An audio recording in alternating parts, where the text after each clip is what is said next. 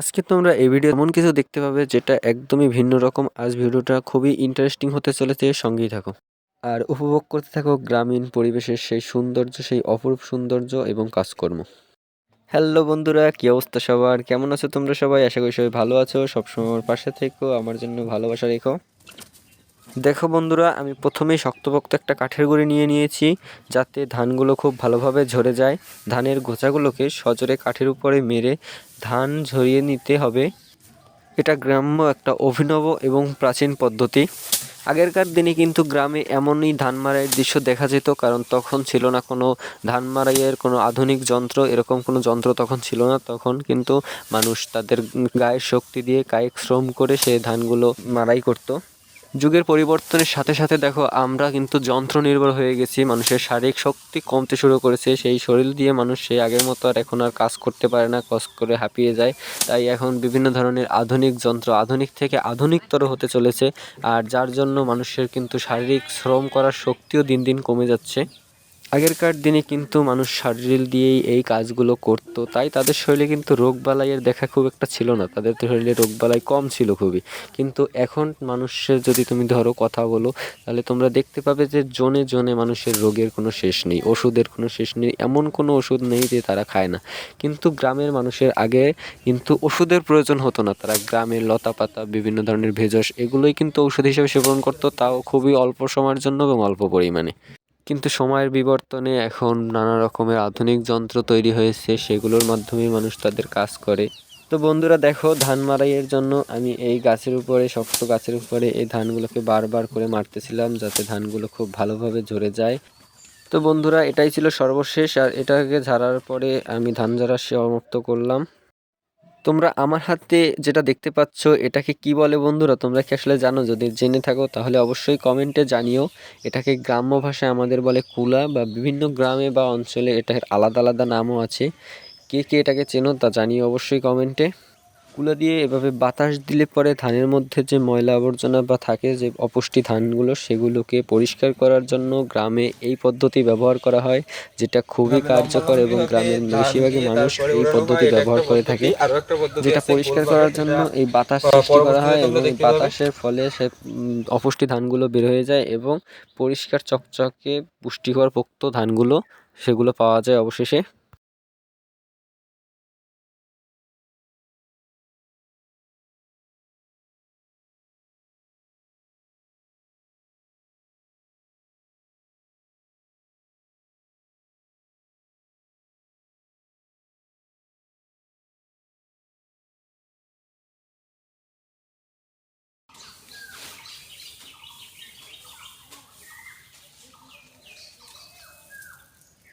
দেখো বন্ধুরা, কি সুন্দর চকচক করতেছে ধানগুলা।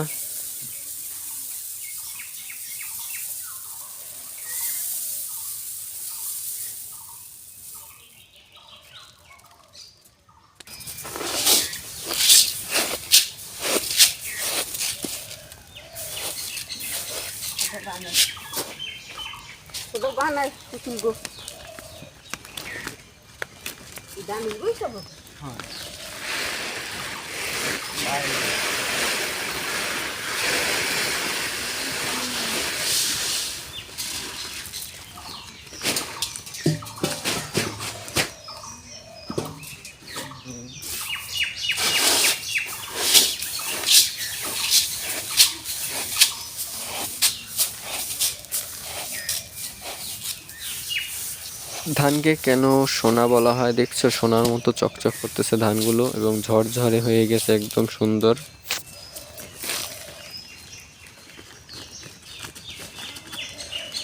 এবার আমি গামলা মেপে একে একে বস্তাগুলো ভর্তি করে নিয়েছিলাম।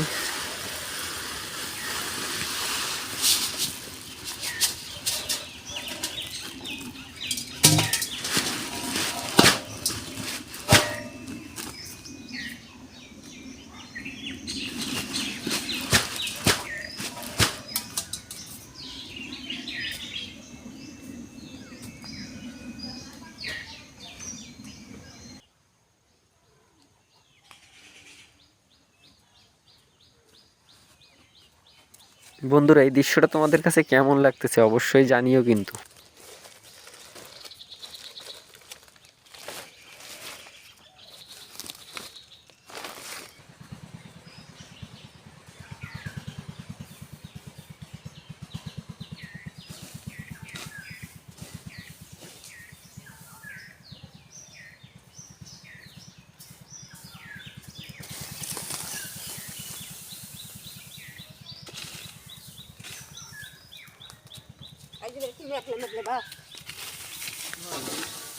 ফুগা দিতে চাইছিলাম কিন্তু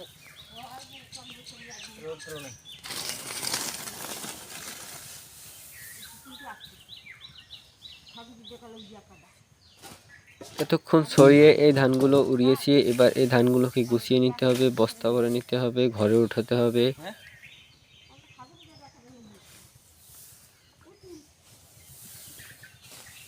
সুন্দর সবুজে ঘেরা ছোট্ট গ্রামে বেশি সংখ্যক মানুষই কৃষিকাজের সাথে জড়িত। তারা এভাবেই ধান পরিষ্কার করে, সেই ধান থেকে চাল, চাল থেকে ভাত, সেখান থেকে আমাদের মুখ অব্দি পৌঁছায়। এতে পুরো অবদানটাই কিন্তু কৃষকের। তাদের কখনো কেউ অসম্মান করো না, তাদের সম্মান করো, কারণ তারা না থাকলে আমরা থাকবো না।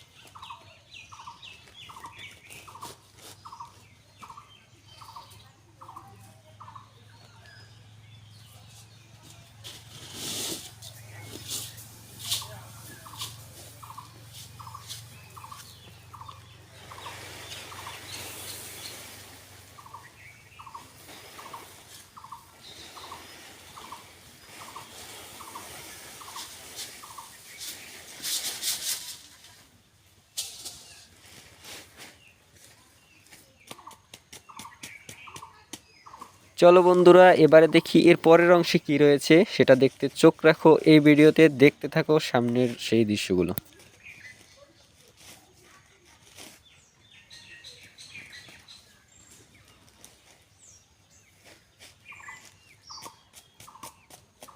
বন্ধুরা, শহরের কিছু মানুষের হয়তো ধারণা যে গ্রামের মানুষের জীবন সহজ সরল, কিন্তু এটা কিন্তু একদমই নয়। তাদের প্রতিটি কাজই কিন্তু খুবই কষ্টের সাথে তাদের জীবন জড়িত। আবার আমরা যারা গ্রামে থাকি তাদের মধ্যে কিছু মানুষ মনে করে যে সহজের মানুষের, আমরা যারা গ্রামে থাকি তার মধ্যে কিছু সংখ্যক মানুষ মনে করে যে শহরে থাকলেই হয়তো ভালো থাকা যায়, ভালো খাওয়া যায়, কিন্তু আসলে শহরের জীবনটাও কিন্তু অতটা সহজ নয়। প্রত্যেকটা যে যে জায়গায় আছে সেই জায়গা থেকেই তার জীবন কিন্তু কষ্ট করে অতিবাহিত করতে হচ্ছে। কোনো না কোনো কাজের সাথে তারা জড়িত, কাজ করতেই হবে সবার। তাতে সে যেখানেই থাকুক না কেন, হয়তো শহরে থাকতে পারে বা গ্রামে থাকতে পারে, কিন্তু কাজ ছাড়া কিন্তু কেউই থাকতে পারবে না, কাজ ছাড়া কেউই খেতে পারে না, কোনো কিছু না কোনো কিছু করতেই হয়। দেখো এভাবে অনেকক্ষণ বাতাস দেওয়ার পরে ধানগুলো কিভাবে ঝরঝরে হয়ে গেছে, একদম শক্তপোক্ত ধানগুলো কিন্তু আলাদা হয়ে গেছে। আর এইগুলো থেকেই কিন্তু চাল বেরোবে।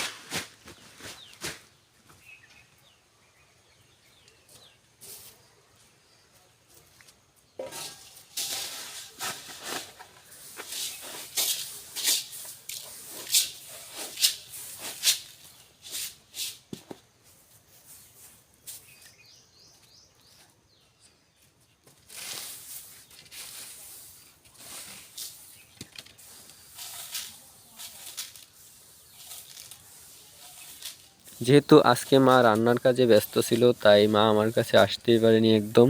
সব ধানগুলোকে গুছিয়ে তারপর বস্তা ভর্তি করে